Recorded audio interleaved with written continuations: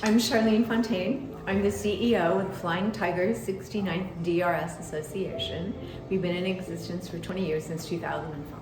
And I'm also sit on the Chenault Foundation board as one of the board members. Our organization represents 250 men and their families. And that includes now 4 generations. So we're alive and active and well.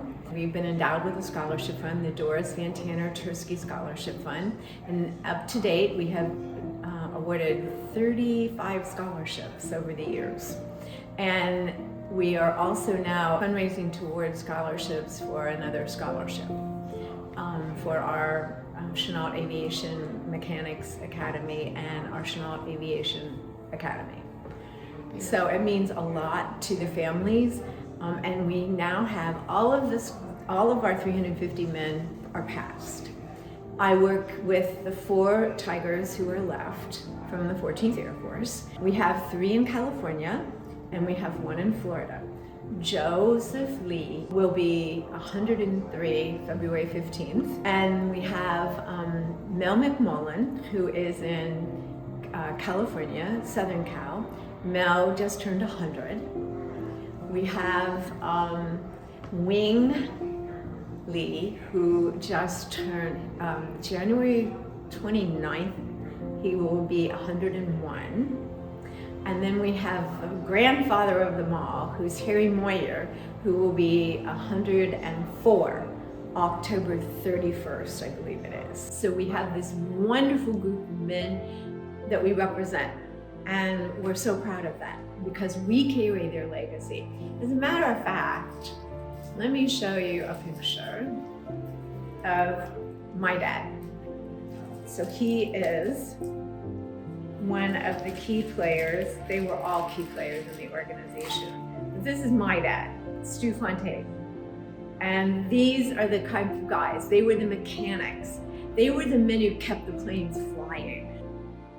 We promised them faithfully that we would carry their legacy forward. And that's critical because they did a part that no one else could do.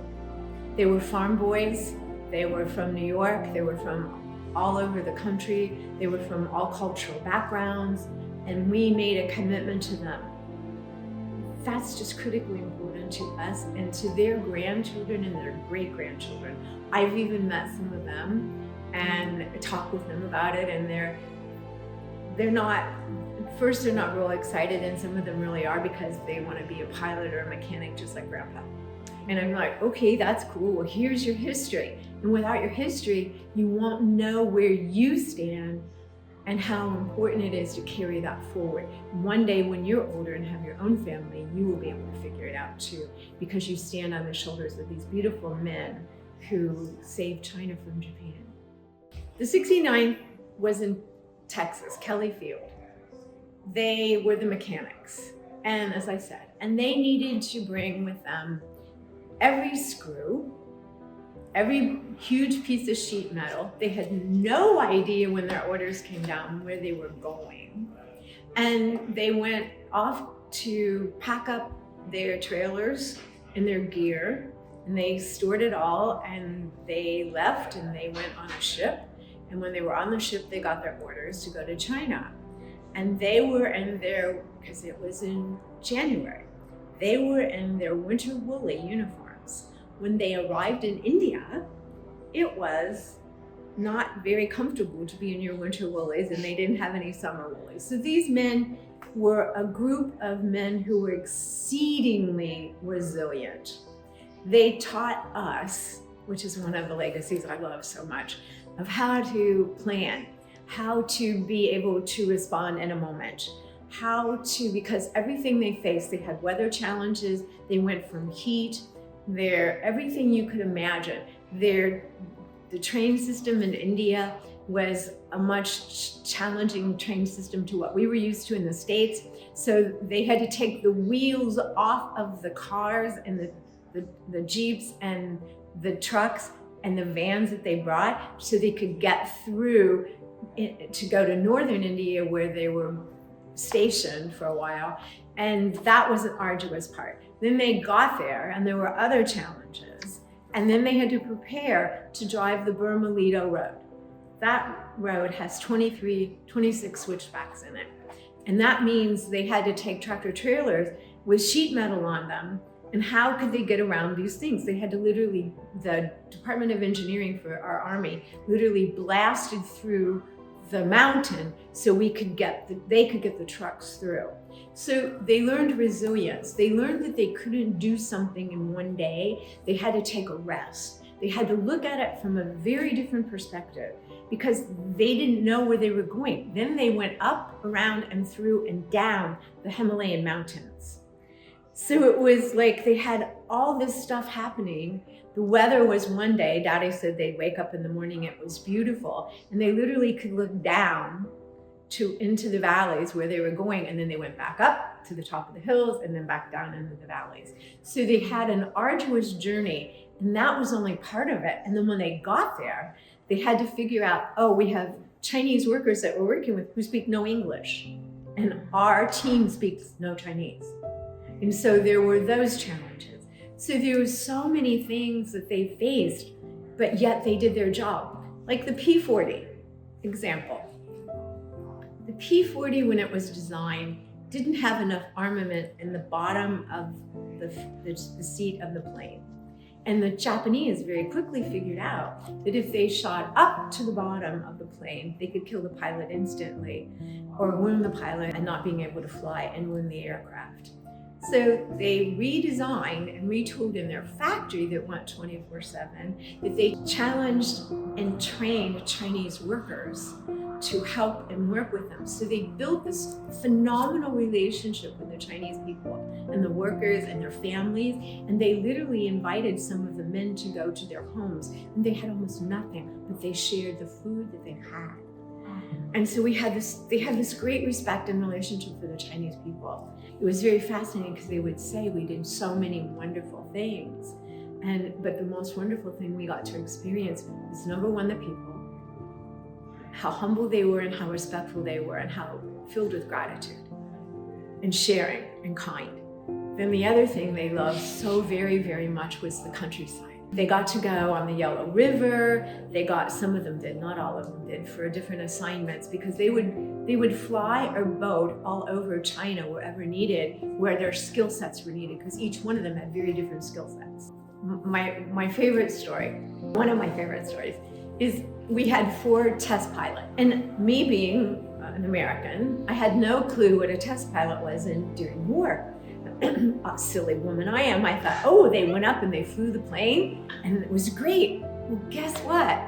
And they brought the plane back down, right? And they reported what the guys needed to fix. Oh no, they went on missions.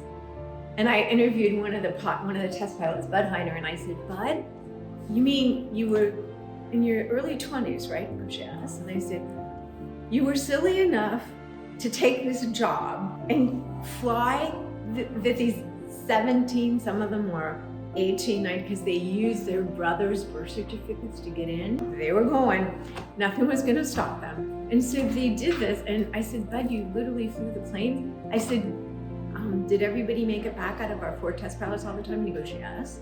And I said, okay, tell me your biggest adventure. He said, well, I was flying a cargo. We took off, and it was filled with everything to go on our mission. And he said, and all of a sudden, the altimeter wasn't working.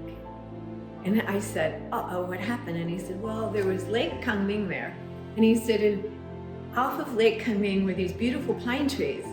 And he said, and we didn't know how high up we were. We had to gauge because it was fog. It was always foggy, especially at night. And I said, and so what happened? And he said, we all prayed real hard because we heard the pine trees brushing the bottom of the plane. And I said, and you pulled up and prayed? And he said, that's the only thing that kept us going.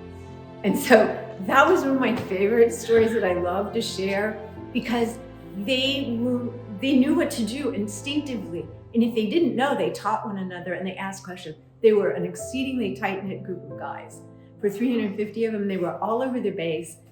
The one group that never spent any time with the other section of the 69th was the Norton Bomb Squad guys. They had to be sequestered all the time because they couldn't talk to anybody other than their mates in the room, because they carried secrets to how to calculate and prepare the bomb site.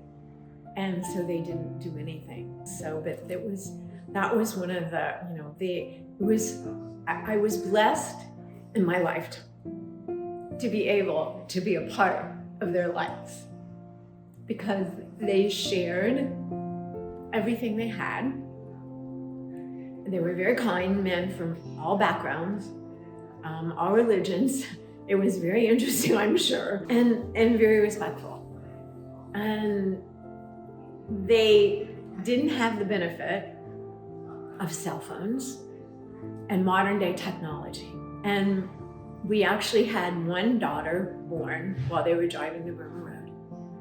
And he didn't know about it until 30 days later when he arrived in Kunming. And he got a telegram. How that happened, I don't know. I guess through the Red Cross, bless their hearts. In war, we always depend on everybody, right? And so Marty got a telegram saying his daughter Judy had been born. Our dads didn't know half of what was going on. And World War II guys and gals didn't know. Our nurses teams, they didn't know. And so there's all these wonderful things. This logo right here, this patch, is from the from the American Volunteer Group, the notorious Flying Tigers, the first Flying Tigers. This patch here is from the 14th Air Force Flying Tigers. After the AVG, their contract went away after 1 year, and so General Chennault requested that the 14th Air Force be formed, and it was. Then now, that was the past. This is World War II. Now we have the 23rd Fighter Group, which is a legacy group from the AVGs. And they fly out of Moody Air Force Base. They fly the A-10 planes, which is known as the tank killers. And they are the only aircraft flying in the Air Force today that have our beautiful shark's teeth. The only aircraft. And so that's our Flying Tiger legacy, the 23rd Fighter Group. Then we drop down here to modern day, okay? Our modern day is we have our Space Force and we have our Space Command. But before we talk about that any further, this is our organization. This is the 69th Depot Repair Squadron organization. We are the Cubs, and here's our Tiger. We designed this, and here's our Cubs. And we have now 4 generations, and we will go into the future, and that's the most important part. That's why we are by our Space Command. Then we go up here, and these beautiful, this logo is for the Chennault Aviation Maintenance Academy, CAMA for short. Then over here we have our pilots, our Chennault Aviation Academy pilots. And in the center is a very important logo, just designed. We want to let everyone know that the Flying Tigers will continually exist into infinity because of our Space Command and our Space Force. At the bottom, we are the only Air Force that has a number in the Space Force, 14th Air Force. And this is our new logo, and this logo represents the Chennault 69th DRS Scholarship. And these scholarships are going to promote education for our mechanics as well as our pilots. And that's how we totally carry our legacy of the 69th and the Flying Tiger 14th Air Force forward.